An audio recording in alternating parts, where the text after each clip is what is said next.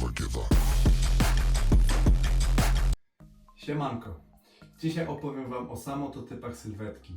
Na pewno zauważyłeś, że dwie różne zdrowe osoby ćwiczące z takim samym planem treningowym i dietą będą robić różne wyniki w budowaniu mięśni i paleniu tłuszczu. Pomijając choroby, które zaburzają funkcjonowanie organizmu, jest też genetyka. To właśnie w genach mamy zapisaną naszą budowę ciała, ale spokojnie, z tym też można powalczyć. Są trzy najpopularniejsze typy sylwetki. Ektomorfik charakteryzuje się szczupłą sylwetką, jest wąski w klatce, ma długie ręce i nogi. Jego magazynowanie tłuszczu jest niskie, a mięśnie są długie i cienkie. Mezomorfik jest to idealny typ sylwetki.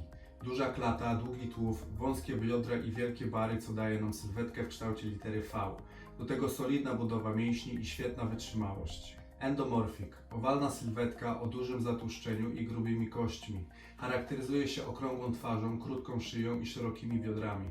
Oczywiście nikt nie jest całkowicie jednym typem, a raczej kombinacją różnych. Na przykład osoba, która jest mocno umięśniona, ale skłonna do gromadzenia dużej ilości tłuszczu, jest endomezomorfikiem. Każdy typ sylwetki można rozwinąć przez odpowiedni trening i odżywianie.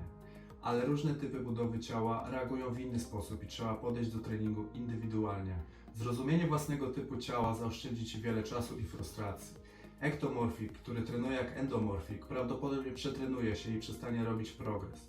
Endomorfik, który myśli, że jest bardziej mezomorficzny, będzie rósł, ale zawsze będzie miał problem z utrzymaniem suchej masy mięśniowej. Niektórzy ludzie naturalnie spalają więcej kalorii niż inni. Dzieje się to tak przez metabolizm. Ale również mięśnie spalają kalorie, więc im więcej masz mięśni, tym łatwiej będzie Ci utrzymać niską tkankę tłuszczową. No dobra, już wiesz jakie są samototypy sylwetki, więc teraz zajmijmy się treningiem. Trening ektomorfika. Z racji, że ektomorfik będzie miał problem z przebraniem masy mięśniowej, często będzie musiał zmuszać się do jedzenia, aby zapewnić wzrost mięśni.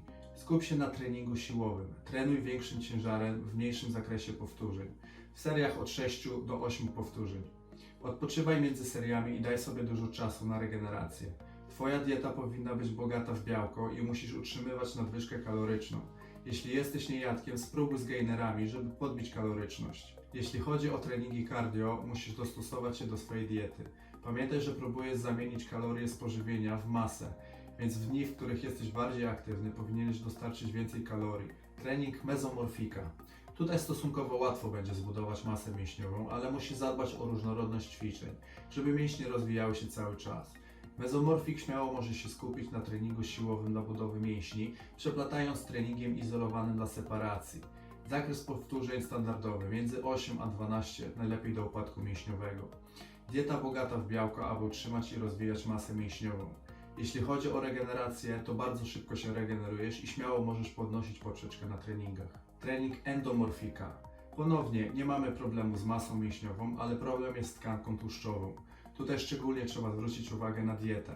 Polecam nie mniej niż 10 powtórzeń w serii i robić krótkie przerwy, nie przekraczając minuty, żeby utrzymać tętno na poziomie spalania. Minimum 30 minut ćwiczeń aerobowych, takich jak jazda na rowerze, bieganie albo inna aktywność, musi być uwzględniona w planie treningowym. Ja robię cardio w wolne dni od treningu oporowego.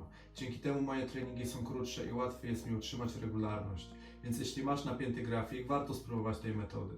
Niezależnie od Twojej budowy ciała, jeśli zależy Ci, aby coś w nim zmienić, warto jest regularnie sprawdzać swoje postępy. Istnieją badania składu ciała, które procentowo powiedzą nam o zawartości tłuszczu względem mięśni i wody w organizmie. Takie badania pokazują nam drogę, w którą zmierzamy. Wiadomo, takie badanie jest kosztowne i nie każdy ma ochotę inwestować w to pieniądze. Istnieją różne formy sprawdzania naszych postępów, zaczynając od lustra, miary i wagi. Istnieje również coś takiego jak fałdomierz, który też dość dobrze się sprawdza pod warunkiem, że nauczysz się mierzyć w tych samych punktach ciała. Ja osobiście wybrałem sobie jeden dzień w tygodniu, gdzie staję na wagę, która ma funkcję wyliczenia tłuszczu, mięśni i wody. Do tego mierzę się miarą, a na koniec sprawdzam fałdomierzem. Zawsze mam 3 różne wyniki, ale mimo to wszystko notuję i dzięki nim porównuję z poprzednim tygodniem. Jeśli na wszystkich tłuszcz spada, to jest znak, że idę w dobrą stronę. To już wszystko w dzisiejszym odcinku. Serdecznie Was pozdrawiam i do zobaczenia za tydzień. Hej!